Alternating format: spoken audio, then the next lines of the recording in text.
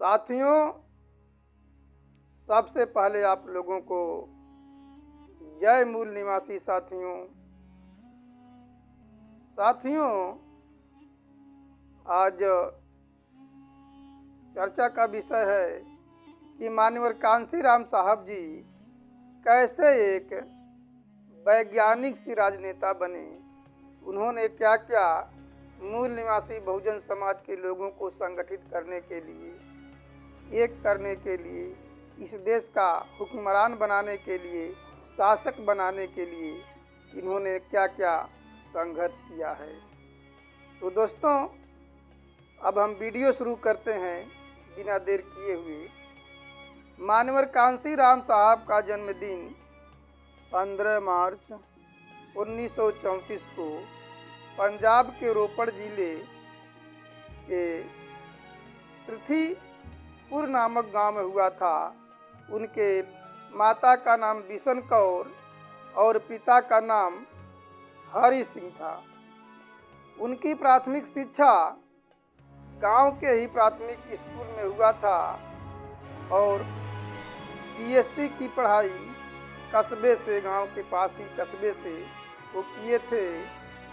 और ग्रेजुएट करने के बाद साइंस से उनको देहरादून में सर्वे ऑफ इंडिया नाम का जो विभाग है उसी में पहली बार नौकरी करने का अवसर मिला। उसमें जब ज्वाइन हुए तो पंजाब के ही एक साथी वहाँ पे रहते थे देहरादून में, जो इस समय उत्तराखंड में है, पहले उत्तर प्रदेश में था। तो पंजाब के एक साथी वहाँ पहले से ही नौकरी कर रहे थे। उनका नाम ज्ञानी परशुराम था। कुछ दिन नौकरी करने के बाद एक दिन 6 दिसंबर 1956 को बाबा साहब डॉक्टर BR अम्बेडकर का परिनिर्वाण हो जाता है। और ये बात जब ज्ञानी परशुराम पेपर में पढ़ते हैं तो बहुत जोर जोर से चिल्ला करके और रोने लगते हैं। तो कांशीराम साहब जी ने देखा कि ज्ञानी परशुराम जी रो रहे हैं और बहुत जोर जोर से चिल्ला करके रो रहे हैं।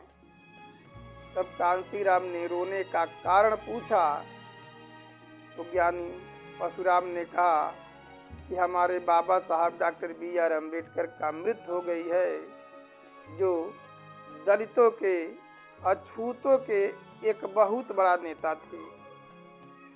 तो मान्यवर कांशीराम साहब जी कहे कि डॉक्टर अम्बेडकर कौन थे। मान्यवर कांशीराम साहब जी को बाबा साहब डॉक्टर BR अम्बेडकर का नाम ही नहीं मालूम था, क्योंकि भारत सरकार जो सिलेबस तैयार करती है उस पाठ्यक्रम में बाबा साहब डॉक्टर BR अम्बेडकर के विषय में बारे में कोई लेसन ही नहीं था, पाठ ही नहीं था, जिससे बहुत से बच्चे बाबा साहब डॉक्टर BR अम्बेडकर के बारे में जानते नहीं थे। संविधान निर्माता होने के बावजूद भी नहीं जानते थे। तो कांशीराम साहब जी शायद इसीलिए उनको भी पता नहीं था कि बाबा साहब डॉक्टर अम्बेडकर कौन थे। तो कांशीराम साहब जी ने जो नौकरी कर रहे थे उस नौकरी को बहुत वे छोटा समझते थे कि हमारे शिक्षा के हिसाब से, एजुकेशन के हिसाब से नौकरी बहुत तुच्छ है। तब वह एग्ज़ाम देते रहे। इस प्रकार से उनकी नियुक्ति ऊना में किरकी क्षेत्र के एक एक्सप्लोजिव डेवलपमेंट लेबोरेटरी सेंटर में सहायक वैज्ञानिक के पद पे नियुक्ति हो गई। कुछ दिन नौकरी करने के बाद मानवर कांसीराम साहब जी को करते करते पहले से ही जब वो कर रहे थे, नौकरी करने के लिए गए, तो पहले से ही वहाँ पे एक डीके खापर्डे साहब नाम के व्यक्ति थे जो महाराष्ट्र के थे, और दीना भाना जो राजस्थान के थे। वे उस फैक्ट्री में पहले से ही नौकरी कर रहे थे। कुछ दिनों के बाद एक घटना घटती है कि जो इंडस्ट्रियल एरिया का एक नियम होता है, कानून होता है, जो फैक्ट्री का यूनिट है उनको अपना साल का छुट्टी निर्धारण करने का अधिकार होता था। तो वहाँ पे एक तमिलनाडु का एक जीएम था, जनरल मैनेजर, उसका नाम था रामचंद्रन।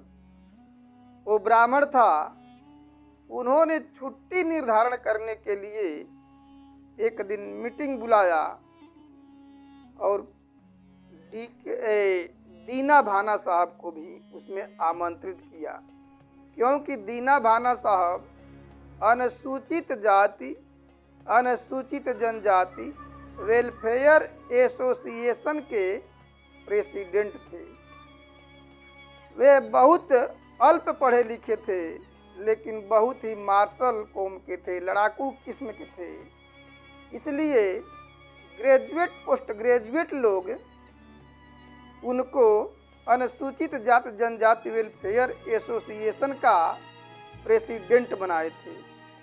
आप इसी से अनुमान लगा सकते हैं कि वो कितने लड़ाकू किस्म के व्यक्ति थे।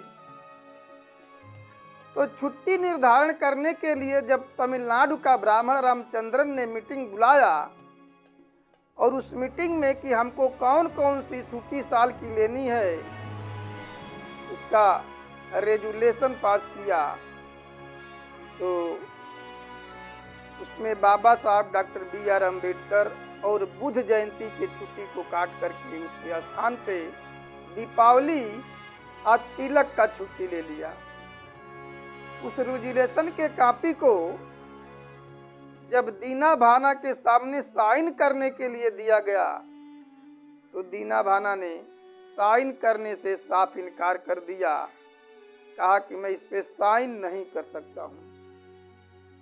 तो फिर जो ब्राह्मण रामचंद्रन था, जो जनरल मैनेजर था, वो पूछा कि क्यों नहीं आप साइन कर रहे हैं। तो दीना भाना ने कहा कि आप लोगों ने अपने महापुरुषों का छुट्टियां ले लिया है, लेकिन हमारे महापुरुष बाबा साहब डॉक्टर BR अम्बेडकर का और गौतम बुद्धा का आपने छुट्टी नहीं दिया है, इसलिए मैं साइन करने वाला नहीं। तो रामचंद्रन ने जबरदस्ती किया, उसके बावजूद भी दीना भाना ने साइन करने से मना कर दिया। तो दूसरे दिन दीना भाना को सस्पेंड कर दिया गया। जब सस्पेंड कर दिया गया तो 10-15 लोग उस फैक्ट्री के पार्क में इकट्ठा होते हैं, बैठते हैं, चिंतन मनन करते हैं। तो किसी ने सजेशन दिया कि ऐसा है कि अब क्यों हमको रामचंद्रन सस्पेंड किए हैं, इसका लिखित में जवाब उनसे मांगा जाए। तो जब जवाब लेने के लिए लेटर लिखा गया, तो डीके खापर्डे साहब ने लेटर अंग्रेजी में लिखा।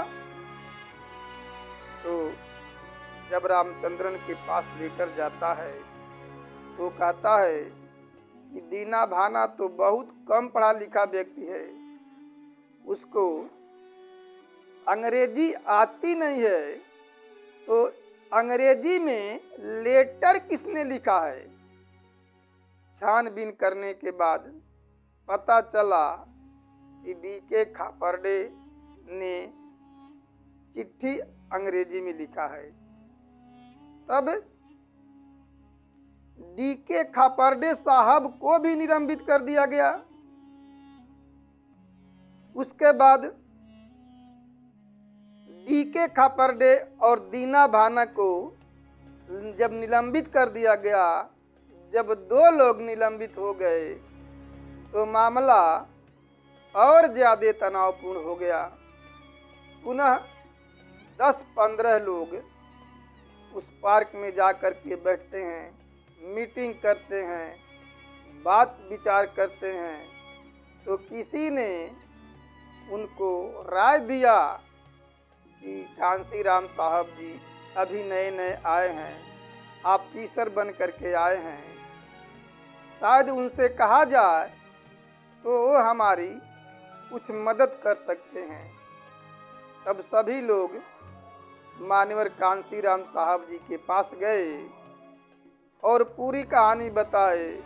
तो मान्यवर कांसीराम साहब जी ने उन लोगों को डांट करके भगा दिया। जब भगा दिया तो पुनः ये लोग पार्क में बैठे इकट्ठा हुए, बात विचार करने लगे।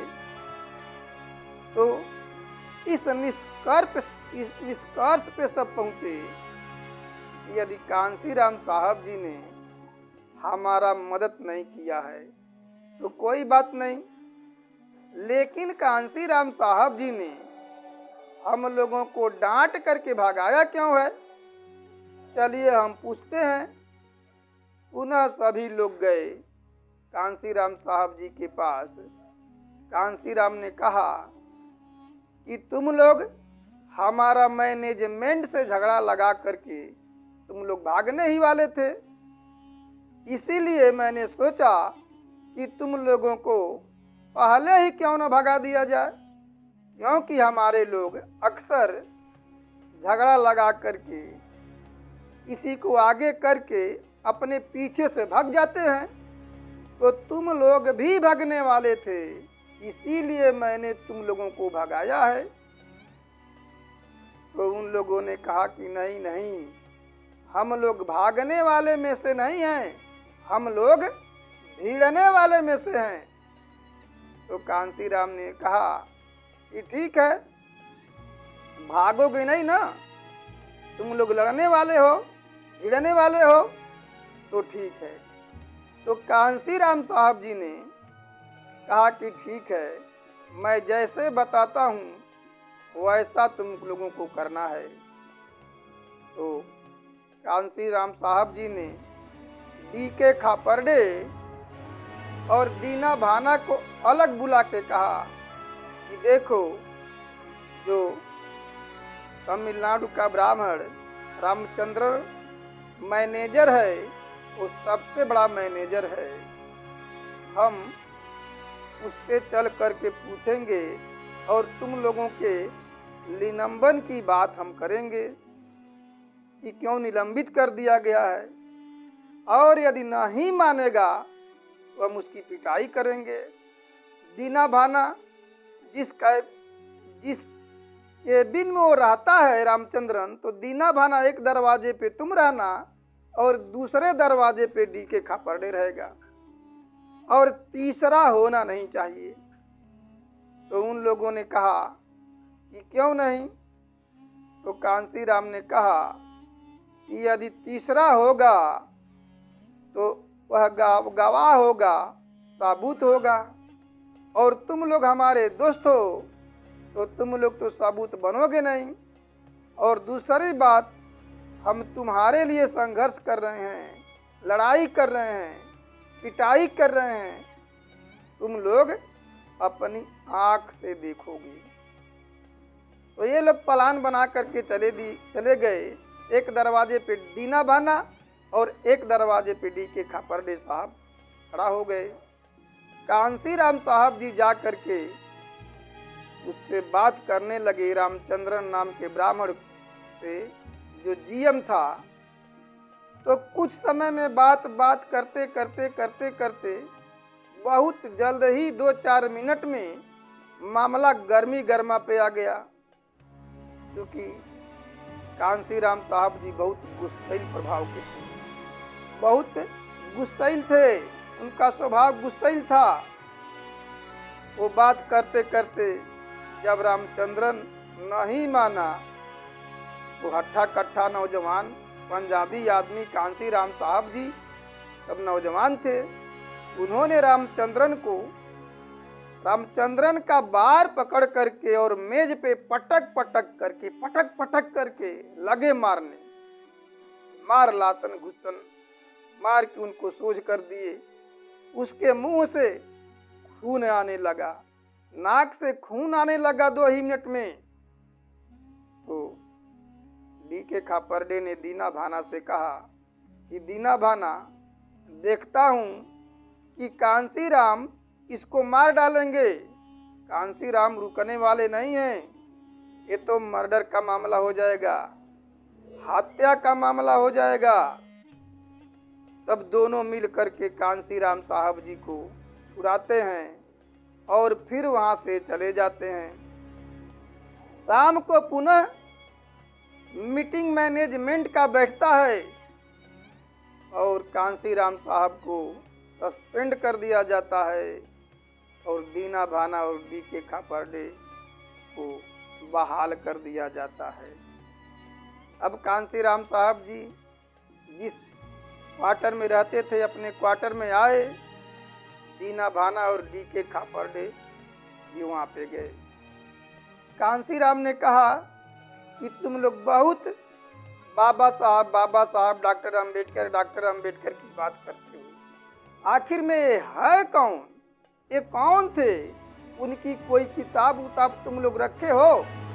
ले आओ, दो, हम देखते हैं, पढ़ें कि वो कौन थे।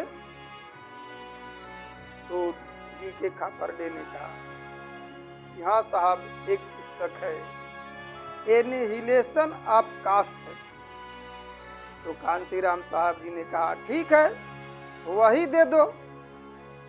तो डी.के. खापर्डे साहब दौड़े दौड़े अपने घर गए और वह पुस्तक ले आकर के कांसीराम साहब को दे दिए।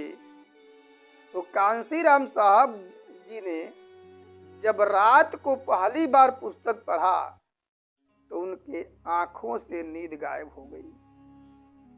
कांसीराम साहब ने 2 बार पढ़ा, 3 बार पढ़ा, 4 बार पढ़ा, 5 बार पढ़ा, पूरी रात ही पढ़े। और जब सवेरे डी.के. खापर्डे साहब कांसीराम साहब से मिलने गए तो कांसीराम साहब जी किताब ही पढ़ रहे थे। उन्होंने जब डी.के. खापर्डे साहब को देखा तो बुलाया, कहा कि खापर्डे इधर आओ। आज तक तो हमारा भी मकसद यही था, जैसे सभी लोगों का होता है कि शादी करना, बच्चे पैदा करना, परिवार पालना, हमारे जिंदगी का यही मकसद था। लेकिन इस पुस्तक को पढ़ने के बाद हमारे जिंदगी का मकसद मिल गया है। ऐसा चीज है कि इस पे पूरी जिंदगी लगाई जा सकती है, इस पे पूरी जिंदगी दांव पे लगाई जा सकती है। कांसीराम साहब जी ने अपने माता को लेटर लिखा कि माँ, जो लड़की तुम देखी हो हमारे शादी के लिए, तो मैं आने वाला नहीं हूँ, मैं शादी में, विवाह में भी आने वाला नहीं हूँ, किसी के नामांकन पर भी मैं घर आने वाला नहीं हूँ, किसी के मृत्यु पर भी आने वाला नहीं हूँ। हमें अपना प्रॉपर्टी नहीं इकट्ठा करना है, हमें एक पैसे की भी अपने लिए कोई प्रॉपर्टी इकट्ठा नहीं करना है। हमें अब हमारा बहुजन समाज ही हमारा परिवार है। ये बात जो है लेटर लिखने के बाद कांसीराम साहब जी ने डी.के. खापर्डे को बताया। तो डी.के. खापर्डे ने कहा कि साहब, यदि आप इस चीज के लिए, इस मूवमेंट को चलाने के लिए यदि आप समय लगाते हैं तो हमारी जितनी सैलरी है वो सब पैसा मैं आपको दूंगा, केवल 1000 रुपया अपने परिवार को दूंगा। अपने परिवार के पालन पोषण के लिए केवल 1000 ही रुपया भेजूंगा और बाकी पैसा मैं आपको दूंगा। मानवर कांसीराम साहब जी ने, अब उस समय आरपीआई का आंदोलन पुणे में बहुत तेज चल रहा था, उसमें लाखों लाखों आदमियों का प्रोग्राम लगता था, एक एक 2-2 लाख आदमी इकट्ठा होते थे, बहुत बड़े पैमाने में इसका प्रोग्राम लगता था। तो कांसीराम साहब जी ने आरपीआई में सहभागी होने लगे। उसमें जब सहभागी होने लगे उसी समय मैनेजमेंट ने दीना भाना को दिल्ली ट्रांसफर कर दिया। तब कांसीराम साहब और डीके खापर्डे ही रह गए थे। दीना भाना ने, जो अनुसूचित जाति जनजाति वेलफेयर एसोसिएशन संगठन के प्रेसिडेंट थे, उसको उस प्रेसिडेंट पद को कांसीराम साहब को दे दिए, यानी उसका प्रेसिडेंट कांसीराम साहब को बना दिए। अब कांसीराम साहब जी इसके साथ साथ वो आरपीआई का भी काम करते थे। उस समय का दिन था 1965 का समय था। 1965 यानी बाबा साहब डॉक्टर BR अम्बेडकर के परिनिर्वाण के 9-10 साल की बात है, उस समय की बात है। उस समय आरपीआई के जो राष्ट्रीय प्रेसिडेंट थे वो दादा साहेब गायकवाड़ थे। दादा साहेब गायकवाड़ ने कांग्रेस से समझौता कर लिया। उस समय लोकसभा की 421 सीट हुआ करती थी और दादा साहेब जब गायकवाड़ आरपीआई से गठबंधन कांग्रेस का हुआ तो कांग्रेस ने अपने हिस्से में 420 सीट ले ली और दादा साहेब गायकवाड़ को मात्र केवल 1 ही सीट दी। कांसीराम साहब जी के इस बात समझ में नहीं ये बात आया कि आखिर में 1 सीट के लिए इन्होंने कांग्रेस से समझौता किया है। तो कांसीराम साहब जी ने उनको समझाया कि इसमें हम लोग काम करते हैं तो केवल अनुसूचित जाति जनजाति के ही लोग आते हैं, इसलिए हम लोग कामयाब नहीं हो पाते हैं, हमारी सरकार नहीं बन पाती है, हम शासन सत्ता में नहीं आते हैं। यदि हम ओबीसी को साथ ले लेते हैं, यानी पिछड़े जात के लोगों को, माइनॉरिटी को साथ ले लेते हैं, तो हम लोग कामयाब हो सकते हैं राजनीति में, हम इस देश के शासक बन सकते हैं, हुक्मरान बन सकते हैं। इस बात को कांसीराम साहब ने दादा साहेब गायकवाड़ को समझाया। दादा साहेब गायकवाड़ नहीं समझे, नहीं माने, तो डीके खापर्डे ने कांसीराम से कहा कि कांसीराम आप जा करके नासिक में दादा साहब गायकवाड़ के घर उनको समझाइए बाकायदे से। तब कांसीराम साहब जी पुणे से नासिक गए दादा साहब गायकवाड़ के घर और उनको समझाने लगे। तो दादा साहब गायकवाड़ कहे कि कांसीराम, जैसा तुम सोच रहे हो वैसा होने वाला नहीं है, ऐसा नहीं हो सकता है, तुम नौजवान हो, तुम्हें अभी राजनीति समझ में नहीं आती है। कांसीराम ने सोचा कि मैं उल्टे घड़े पे पानी डाल रहा हूँ, ये पानी संग्रह होने वाला नहीं है। तो कांसीराम पुनः नासिक से पुणे आ गए, क्योंकि जो आरपीआई का कॉन्सेप्ट तैयार किए थे कांसीराम साहब जी ने, वो 15 और बनाम 85 का किए थे। बहुजन समाज पार्टी तो बहुत बाद में जाकर के बनाए, लेकिन जो बहुजन समाज पार्टी का कॉन्सेप्ट बनाए थे वो सही मायने में आरपीआई के लिए ही बनाए थे। जब दादा साहब गायकवाड़ नहीं माने तब जा करके कांसीराम साहब जी ने बहुजन समाज पार्टी बनाई।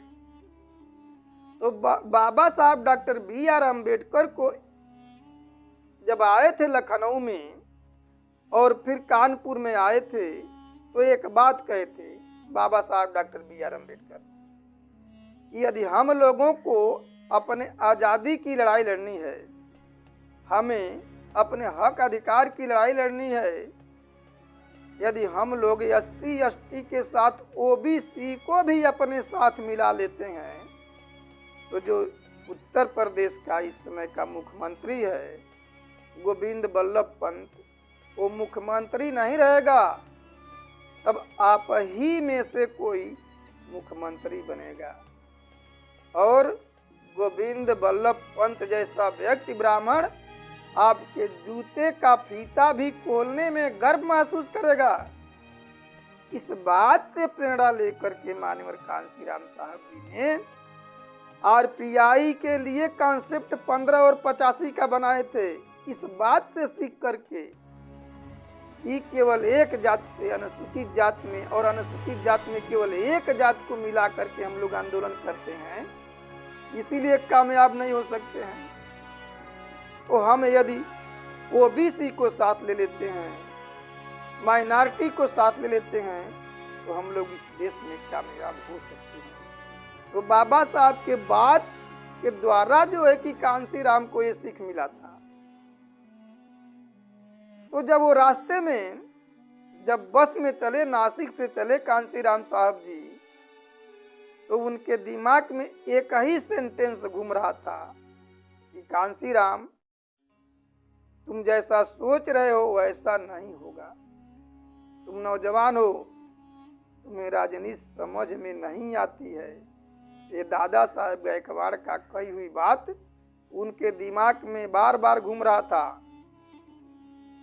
तो कांसीराम साहब जी ने कहा, सोचा कि आसान काम तो सभी लोग कर लेते हैं, लोग कहेंगे इसमें कौन सी बड़ी बात, कौन सी तीर मार दिए हो, ये तो हम भी कर सकते हैं।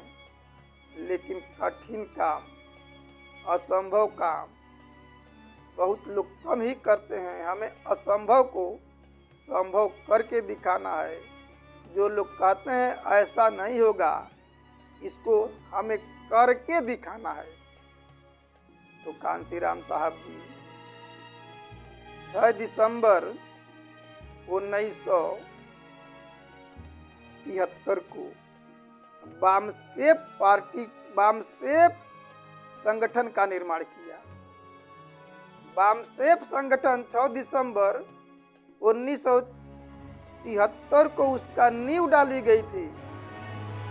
और कांसीराम साहब जी ने उस समय अंग्रेजी में कहा था, कंसम्पन ऑफ बामसेफ, यानी बीज डालने का काम कर दिया गया है। अब ये 5 साल के बाद पैदा होगा। जैसे महिलाएं अपने पेट में बच्चे को 9 महीने रख करके पालन पोषण करती है और 9 महीने 9 दिन के बाद बच्चे को पैदा करती है, उसी प्रकार से बामसेफ का भी बीज बो दिया है। ये 5 साल के बाद पैदा होगा। तो माननीय कांसीराम साहब जी ने अपने कहे के अनुसार ठीक 5 साल के बाद 6 दिसंबर 1978 को जो राष्ट्रपति भवन के सामने वोट क्लब है, उसी मैदान को उन्होंने बुक कराया था, लिया था। और उसमें बामसेफ का बहुत बड़ा कार्यक्रम किए।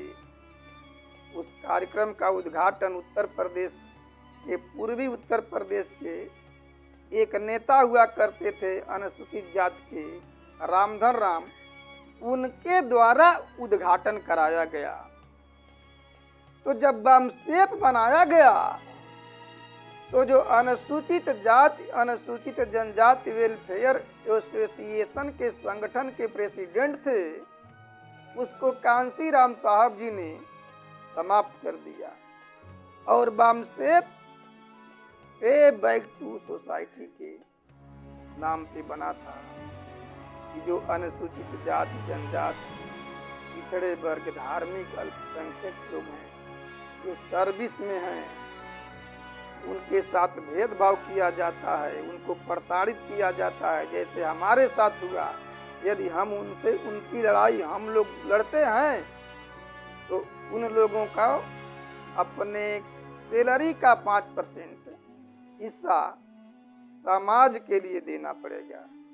तो ये पे बैक सोसाइटी के नाम पे बामसेफ बनाया गया था और इसी के द्वारा धीरे धीरे धीरे लोगों में चेतना आई, जन जागृति आई। उसके बाद माननीय कांसीराम साहब जी ने 14 अप्रैल 1984 को बहुजन समाज पार्टी बनाई। मध्य प्रदेश के जांजगीर विधानसभा में 14 अप्रैल 1984 को बहुजन समाज पार्टी बनाई और बहुजन समाज पार्टी जो बनाई वही 15 और 85 के सिद्धांत पे बनाई। जब माननीय कांसीराम साहब जी बहुजन समाज पार्टी बनाए तो बामसेफ का संगठन 13 राज्यों और 140 जिलों में था, लेकिन अब बामसेफ पूरे देश के 21 राज्यों 567 जिले 50,000 ब्लॉकों और तहसीलों में 3 लाख गांवों में इसका संगठन का जाल फैल गया है। तो दोस्तों अब तो व्यापक पैमाने पे ये फैल गया है। बहुजन समाज पार्टी जब बनाई गई थी उस समय बहुत कम लोग जागरूक थे। तो बहुजन समाज जो 15 और 85 के कॉन्सेप्ट पे बनाया गया था, जब कांसीराम साहब जी नहीं रहे तो उनको बहन मायावती जी ने सर्वजन में बदल दिया है। यानी बाबा साहब डॉक्टर B.R. अम्बेडकर कहे थे, पहला जब दीक्षा लिए थे तो कहे थे कि हम ब्रह्मा विष्णु महेश को नहीं मानते। अब उसका ब्राह्मणीकरण बहन मायावती जी कर दी हैं। वो क्या कहते हैं कि हाथी नहीं गणेश है, ब्रह्मा विष्णु महेश। यानी बहुजन समाज पार्टी का भी ब्राह्मणीकरण कर दिया गया है। ब्राह्मण उसमें घुस गया है और घुसने का मतलब सत्यानाश। ब्राह्मण जो है कि तथागत गौतम बुद्धा के भिक्षु संघ में घुसपैठ किया और भिक्षु संघ को अंदर से खोखला कर दिया और भिक्षुओं का सामूहिक कत्लेआम कर दिया, उनको बर्बाद कर दिया। उसी तरह से आज बहुजन समाज पार्टी में ब्राह्मण घुस गए हैं। अब सोचिए इनकी क्या हाल करेंगे और कर रहे हैं। क्या मूल निवासी बहुजन समाज की लड़ाई कोई ब्राह्मण लड़ सकता है? अरे समस्या यदि हमारी है तो समाधान हम ही को ही करना है, कोई ऊपर से आने वाला नहीं है। क्योंकि बाबा साहब डॉक्टर अम्बेडकर ने अवतार लेने पे पाबंदी लगा दी है। तो लड़ाई यदि हमारी है और बहुजन समाज पार्टी यदि अपने मिशन से भटक गई है तो इस मिशन को बचाने के लिए यानी अम्बेडकराइज को सरवाइव और रिवाइव करने के लिए बहुजन मुक्ति पार्टी बनाई गई है। और किस तरह से अम्बेडकराइज के अम्बेडकर मिशन के बाबा साहब डॉक्टर B.R. अम्बेडकर जो संघर्ष किए थे, उस संघर्ष को किस प्रकार से, उस आंदोलन को किस प्रकार से हमें पुनः जीवित करना है। कांसीराम साहब भी आरपीआई के लोगों को साथ लेकर के पूरे देश में एक ही साथ कई राज्यों में सेमिनार लगाए थे कि अम्बेडकराइट वो किस प्रकार से, यानी बाबा साहब के आंदोलन को किस प्रकार से पुनः जागृत किया जाए और लोगों को बताया जाए। अरे जब हम पढ़े लिखे व्यक्ति बाबा साहब डॉक्टर बी.आर. अम्बेडकर के बारे में नहीं जानते थे, उनका नाम ही नहीं जानते थे, उनका विचार और आंदोलन जानना तो बहुत दूर की बात है। जब हम जैसे पढ़े लिखे व्यक्ति नहीं जानते थे तो हमारे देश के कितने लोग जानते होंगे। तो आरपीआई के नेताओं को बुला करके कहा कि हमको जिंदा करना है, यदि बाबा साहब के आंदोलन को, इनकी पहचान को बनाए रखना है समाज में, तो क्या किया जाए। तो आरपीआई के नेताओं से बहुत कुछ सीखा और उनको बुला करके पूरे देश में एक साथ ही सेमिनार लगाए और आरपीआई के नेताओं को भाषण करने के लिए कांसीराम साहब जी ने बुलाया था। और आरपीआई से कांसीराम साहब ये भी सीखा, उन नेताओं से ये भी सीखा कि केवल एक ही लोगों को, एक ही जात के लोगों को साथ लेने से हम लोग राजनीति में कामयाब नहीं हो सकते हैं। इसलिए हमें सभी जो विक्टिम ऑफ सोशल सिस्टम है, जो विक्टिम ऑफ सोशल सिस्टम है, उस सोशल सिस्टम के विरुद्ध में इन लोगों को जत्थाबंद कर दिया जाए। यानी जो समाज में पीड़ित लोग हैं, जो सताए गए हैं, दबे कुचले हैं और जो लोग कुचल रहे हैं, उन लोगों के विरोध में इन लोगों को गोलबंद किया जाए, जत्थे बंद कर दिया जाए। तभी इस देश में हम हुक्मरान बन सकते हैं, शासक बन सकते हैं। तो दोस्तों, अब सवाल पैदा होता है, आप लोग एनालिसिस करिए, विश्लेषण करिए कि सही मायने में यदि जो हमारे समाज का विक्टिम ऑफ सोशल सिस्टम है वो किसके द्वारा उत्पीड़ित है, किसके द्वारा परेशान है, सताया जा रहा है। क्या इन लोगों को संगठित करने का काम नेक दिल से कौन कर रहा है। यदि अम्बेडकराइट मिशन को आगे बढ़ाना है, बाबा साहब को समझना है, उनके आंदोलन को आगे बढ़ाना है, तो सही मायने में आज के युग में, आज के डेट में हमारा आवाज कौन बढ़ रहा है, उनके आंदोलन को कौन चला रहा है, इसको हमें समझना चाहिए।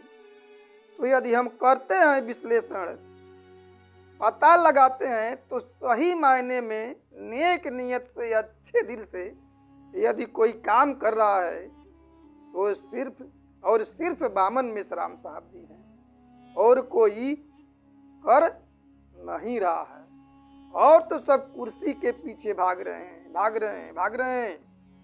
लेकिन मानवर कांसीराम साहब के सच्चे अनुयायी, बाबा साहब डॉक्टर बी.आर. अम्बेडकर के सच्चे अनुयायी, मानवर कांसीराम साहब के सच्चे अनुयायी केवल बामन मेश्राम साहब ही इस समय नेक नियत से, साफ पाक नियत से कर रहे हैं। और उनका आंदोलन राष्ट्रव्यापी आंदोलन है, और उस राष्ट्रव्यापी आंदोलन को जन आंदोलन में परिवर्तन करने का काम कर रहे हैं। इसके अलावा मूल निवासी बहुजन समाज के आंदोलन को कोई चला नहीं रहा है। बाबा साहब का नाम लेता है तो केवल वोट लेने के लिए लेता है, लेकिन वोट लेकर के वो अलग हो जाता है, बल्कि शासन सत्ता में जो बैठे हैं उनसे समझौता करके कुर्सी पे बैठ जाता है, चिपक जाता है। फिर हमारी आवाज बनता नहीं है। लेकिन माननीय कांशीराम साहब जी के जो सच्चे अनुयायी हैं, बाबा साहब डॉक्टर B.R. अम्बेडकर के सच्चे अनुयायी बामन मिश्राम साहब जी हैं, वो तो कहते हैं कि हमारी समस्या समाज में है, उसका समाधान राजनीति में ढूंढते हैं। राजनीति से केवल जनप्रतिनिधि बदला जा सकता है, शासन सत्ता बदला जा सकता है, लेकिन याद रहे सत्ता बदलना, सत्ता परिवर्तन करना व्यवस्था परिवर्तन नहीं है। तो इन्होंने पहले समाज को जगाया, समाज को संगठित किया, जागरूक किया। एक लड़ाई सामाजिक तौर पर लड़ी जा रही है और फिर राजनीतिक रूप से लड़ने के लिए राष्ट्रीय परिवर्तन मोर्चा बनाया गया है। यानी एक लड़ाई समाज में लड़नी है और एक राजनीति में लड़नी है। तब देखते हैं ब्राह्मण कहाँ जाता है, उसको वामसेप और राष्ट्रीय परिवर्तन मोर्चा छोड़ने वाला नहीं है। तो दोस्तों, ये 2022 का चुनाव है, बहुत महत्वपूर्ण चुनाव है। ये अपने आज़ादी से जुड़ा हुआ चुनाव है। इसका असर 2024 में भी पड़ेगा। तो जो सच्चे नियत से चुनाव लड़ रहा है, जो सच्चे नियत से हमारी आवाज बन रहा है, जो हमें विश्वास दिलाने के लिए स्टैम्प पेपर पे अपना मैनिफेस्टो तैयार किया है, हमें उसके साथ जाना है। क्योंकि यदि वो मैनिफेस्टो पे खरा नहीं उतरता है तो उसके ऊपर केस किया जा सकता है, उसको जेल भिजवाया जा सकता है। इन्होंने धोखा दिया है। इससे सिद्ध होता है वो साफ और नेक नियत से काम कर रहे हैं। यदि हमने जनता के साथ धोखाबाजी किया तो हमें जनता जेल भेज देगी। इसलिए ये बहुजनों की आज़ादी की लड़ाई लड़ रहे हैं और किसी पूंजीपति के बीके के नहीं है, बल्कि जब वहाँ सभा सोसाइटी करते हैं, कार्यक्रम करते हैं, तो जो जनता इकट्ठा होती है उस जन आंदोलन के लिए एक एक रुपए देती है। जैसे कांशीराम साहब जी ने कहा था कि हमें एक वोट और एक नोट चाहिए। ये पूंजीपतियों के बीके हुए नहीं है। जो पूंजीपति पैसा देता है चुनाव लड़ने के लिए, वो इशारा भी करता है। तो दोस्तों, एक किसी पूंजीपतियों की पार्टी नहीं है, हमारे और आपके सहयोग से ही इतना बड़ा संगठन बना और आज उसको राजनीतिक रूप से संभालने का काम बामन मिश्राम साहब जी कर रहे हैं। उनका तो वामसेप सामाजिक संगठन है, भारत मुक्ति मोर्चा सामाजिक संगठन है, लेकिन सही मायने में उसमें तो काम किया ही जा रहा है।